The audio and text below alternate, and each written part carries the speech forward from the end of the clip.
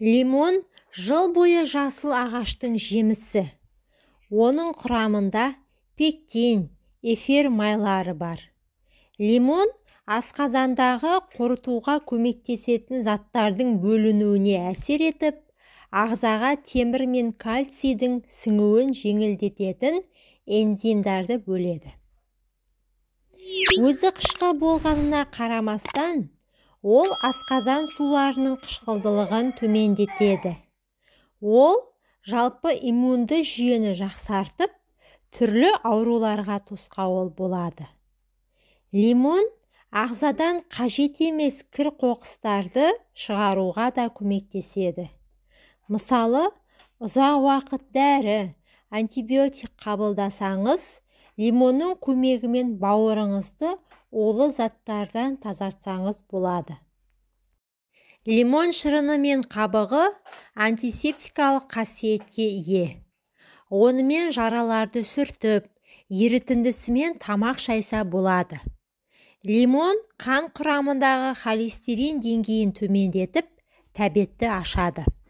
Лимон құрамындағы Р дәрумені қан тамырларын беріктендіріп, қан қысымын көтереді. Әрине, лимонның ең танымал қасиеті жұқпалы тұмау ауруына төтеп бере алуы. Сүйелдер, 2 лимонның ұсатылған қабығын 30% сірке судан 0,5 стакан құйыңыз. Тығыз жабылған ыдыста кезеңдеп шайқап отырып, 8 күн аштыңыз. Содан кейін сүзіп алыңыз. Осы тұнбада суланған тампонды күніне бірнеше рет сүйелдеріңізге жағыңыз. Екінші секпілдер. 100 грамм бал алып, 1 лимонның шырынымен араластырыңыз. Осы қоспамен дәкеден жасалған майлықтарды дымқылдатыңыз. Және секпілдер жағылған жерлерге 15-20 минутқа жағыңыз. Нәтижеге жету үшін үнемі 15-20 маска жағуға болады. Бас ауруы кезінде жана піскен лимонның қабығын алыңыз. Сидрадан тазартыңыз. Қабаққа салыңыз және бірнеше уақыт ұстаңыз. Кейін терінің үстінде лимон қабығының астында қызыл таңба пайда болады.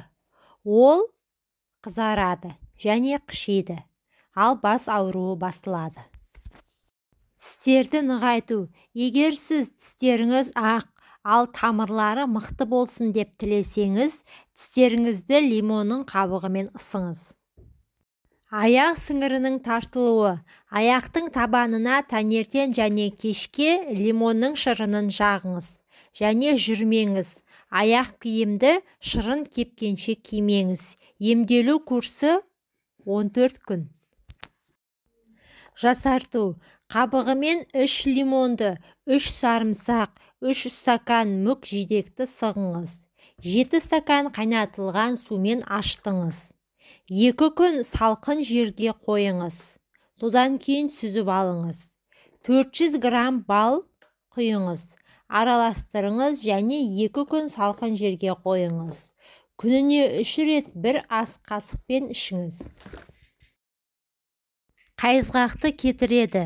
4 лимонның қабығын 1 литр суға 15 минут пісіріңіз. Қайнатпаны сүзіңіз. Шашты қайнатпамен аптасына 1 рет шайсаңыз, қайызғақ кетеді. Лимон суық тигенде таптырмас өнім екені бәрімізге мәлім. Иммунитетті нығайтудан басқа, сары жемістің үй тұрмысында да пайдасы көп екенін бірі білсе, бірі білмейді. Сонымен, лимонның пайдасы қандай? Металл ыдыстарды лимон қабығымен сүртіп, сумен жусаңыз жарқырап шыға келеді. Күріштің бір-біріне жабыспай, шашырап піскенін қаласаңыз, 1 ас қасық лимон сығындысын пайдалансаңыз жеткілікті. Чайнектің ішін қақтан тазартуда лимон таптырмас құрал. Лимонды қабығымен кесіп, үстіне су құйып 10-15 минут қайнату керек. 5 ас қасық лимон шырыны қосылған сумен Әйнек пен айнаны сүртсеңіз, барлық дақты кетіреді. Әрі үйдің ішіне жағымды иіс береді. Лимон микротолқынды пешті тазалауға, сондай-ақ оның ішіндегі жаман иісті жоюға көмектеседі.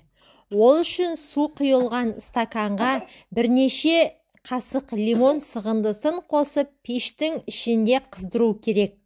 Кейін құрылғының ішін шүберекпен сүртіп алған жөн.